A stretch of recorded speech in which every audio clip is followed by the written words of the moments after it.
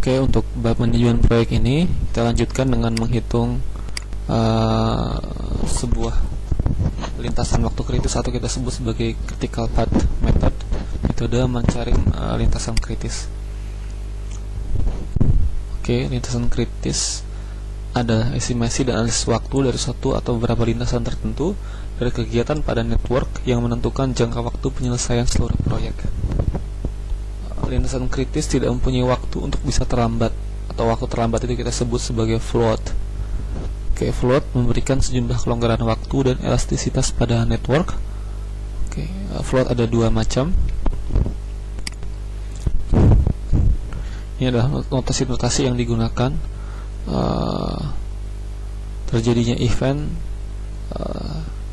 saat paling lambat terjadinya event, saat paling cepat, dan seterusnya. Kita bisa baca. T adalah waktu yang diperlukan untuk suatu aktivitas, biasanya dalam satu horizon waktu, hari, jam, atau mungkin bulan. Proyek hanya memiliki satu initial event dan satu terminal event, hanya punya satu event pendahulu dan event yang paling penutup terakhir, satu awal dan satu akhir. Saat tercepat terjadi initial event adalah hari ke-0, sehingga kita bisa mencari bagaimana critical path-nya atau waktu terjadinya waktu proyek bisa selesai. Contoh kasus adalah untuk aktivitas dari aktivitas A sampai K, waktu durasinya butuh waktu berapa lama, berarti B butuh waktu 8 hari, C butuh waktu 7 hari untuk selesai. Ini aktivitas pendahulunya, artinya aktivitas D bisa dilaksanakan jika aktivitas A sudah dilakukan, aktivitas E bisa dilakukan jika aktivitas B sudah dilakukan, dan seterusnya. Sebagaimana di bab sebelumnya sudah dijelaskan, kita bisa langsung membuat sebuah network diagramnya, membuat sebuah peta manajemen proyeknya. Oke, ini adalah sebuah diagram, sebuah node. A ini berisi adalah nomor eventnya, B ini adalah paling cepat terjadinya event tersebut, C adalah paling lambat terjadinya event tersebut. Dari kasus yang tadi ini tabelnya sedikit dipecah, kita anggap sudah terbentuk networknya. Aktivitas A, kemudian D, I, B, E, I, dan seterusnya. Ini harus diselesaikan semua, diawali dari A, B, C, dan diakhiri dengan aktivitas I, J, K di sini.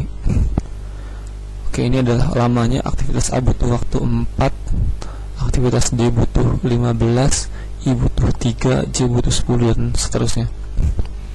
Sekarang pertanyaannya adalah mana dari semua aktivitas A, B, C, D, E, F, G, H, I, J, K ini yang merupakan aktivitas kritis, artinya dia tidak boleh terlambat, dan berapa lama waktu proyek ini bisa diselesaikan. Kita mulai dari note awal ini adalah penggambaran sebuah manajemen proyek dengan metode activity on arrow atau AOA. Kita mulai dari aktivitas A, B, C. Untuk tanggal 0, kita anggap seperti itu, tanggal 0 dimulai, paling cepat terjadi adalah 0, tidak mungkin negatif, paling cepat 0. Berarti untuk ini paling cepat terjadi berapa ya? Kita tinggal jumlahkan, 0 tambah 4 sama dengan 4. Untuk ini adalah 0, kemudian B berjalan 8 hari, maka ini adalah 8, kemudian ini C adalah 7, 0 tambah 7. Lalu ini 19 dapat dari mana? 4 ditambah 15, 19. Mengapa tidak 8 tambah 6? Karena harus menunggu tanggal event ini baru bisa terjadi setelah D dan E selesai. Kalau maka itu terjadi pada tanggal 19.